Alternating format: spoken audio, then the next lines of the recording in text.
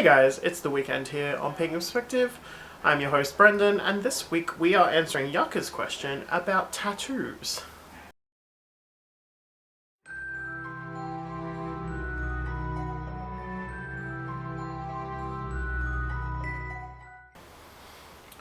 So Yucca has asked us, do you have any tattoos? If so, do they have any particular significance in your practice? And what are your general views on the subject? So I have 6 tattoos, all of them holding particular significance and value to myself, and none of them were just like random designs out of a book because I like them, but there was thought and weight behind each of the decisions. So I'll go through them, I guess, in chronological tattooing order. So the first one I got was at 25, which is the bear paw, which is on my left calf. So it symbolizes bear medicine and bear work that I do with that energy, but also queer identity as a bear within the community there. So it kind of has dual aspects and has developed over the years to include more spirit work as well. So I have a particular spirit ally that I work with that is a big black bear. So yeah, it kind of feeds all into that, so it kind of works in really well. And then I think it was a couple of years after that I got my second tattoo, which is a double Gemini symbol. So standard Gemini symbol is like the two thing, but I have mine as crossing patterns, and I got that in Queensland. Yeah, I think I was about 27, maybe. It was either 26 or 27, but I was up here for an event, so I booked in and finally went and got it done. It was a piece that I've been throwing around for years. It relates to each of the little curve arches on the edges, relates to a family member, so it's myself, my dad, my grandmother, and my great-grandmother, who are all Geminis. So it felt like a significant piece for me to have marked and included on my body. So that's on my upper left forearm. Then my third piece that I got is, I have, it's between my shoulder blades, and covers like the upper part of my back, and is a devotional piece that I got for Hecate and Eros. So the left side over my left shoulder, there is a dove in flight, and a border of roses and vines and all of that stuff. And then on my right shoulder, it is a barn owl swooping in towards prey with roses and vines again. And then the very centerpiece, so the two birds either side of the centerpiece, is made up of a drawn bow with 2 crossed arrows, symbolizing Eros and his twin arrows of hate and love. And then there is a flaming key for Hecate. So it's a key that actually I found in my early teens, and I've held on for the whole entire time.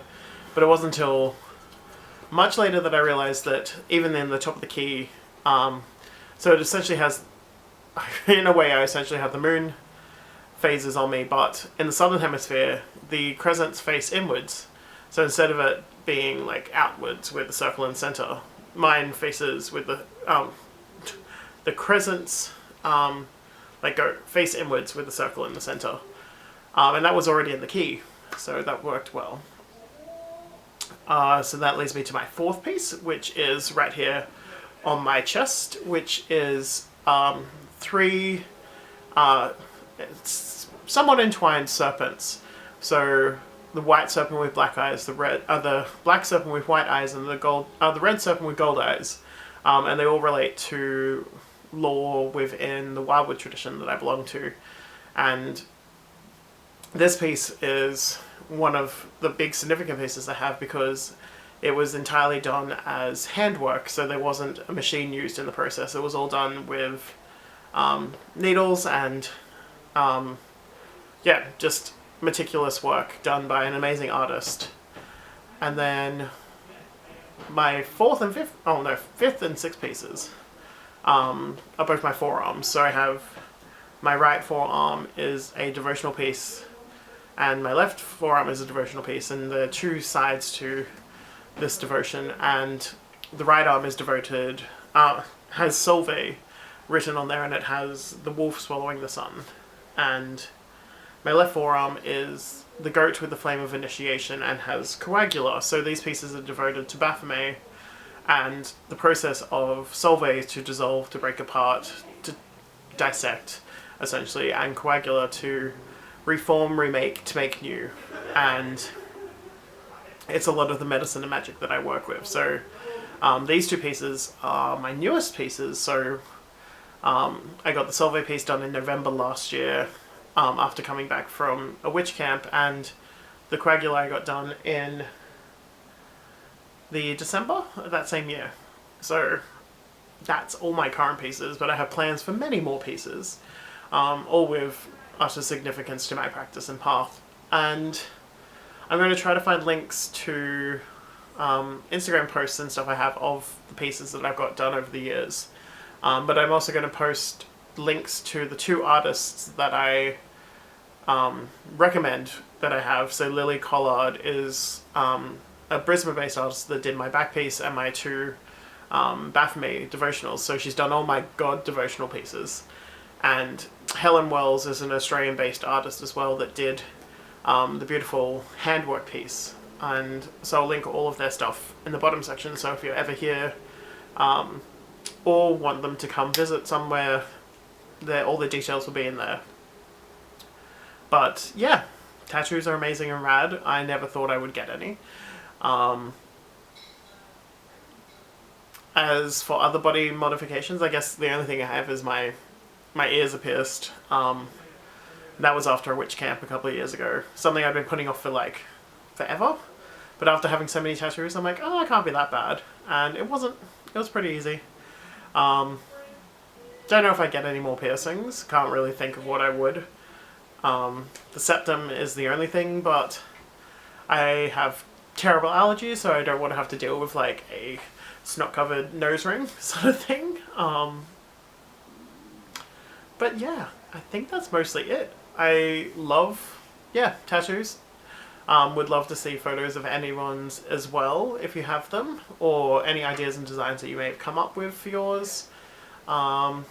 Or any amazing artists that you would recommend so that other people can come here and find them as well and share the love, really. But yeah, I think that's mostly it for this week. I love this topic because I love tattoos and I love the magic behind them. They're engraved art into skin, which is also a spell ongoing as well. And as Cara and both Megan spoke about, and also Angel this week, about the significance of being able to have them as permanent pieces of our magic and fabric and existence. So make good tattoo choices, good designs. Make sure you find the right artist as well, because sometimes your vision can't be translated by a particular artist. It's finding that artist that can capture your vision and then take it further and understands and listens to everything you express and say and support everything that you want. And yeah, make sure you follow good aftercare. Make sure you're putting your sunscreen on when you're going out if you have any that get exposed to sun. But yeah, don't let anyone judge you based on your tattoos, because they're your choices, it's not theirs. I think that's mostly it. But yeah, enjoy the rest of your weekend, everyone. I hope you had a wonderful one. I had some time away, so this is why this video is being up a little bit late this week. But that's mostly it. For now, much love and blessings. I'll see you in a couple of weeks' time, because we have the subs for the next 2 weeks for the anniversary. So enjoy 2 weeks of the subs and send them all the love that you can. And see you when we return back in September for the regular hosts. Much love and blessings. Bye.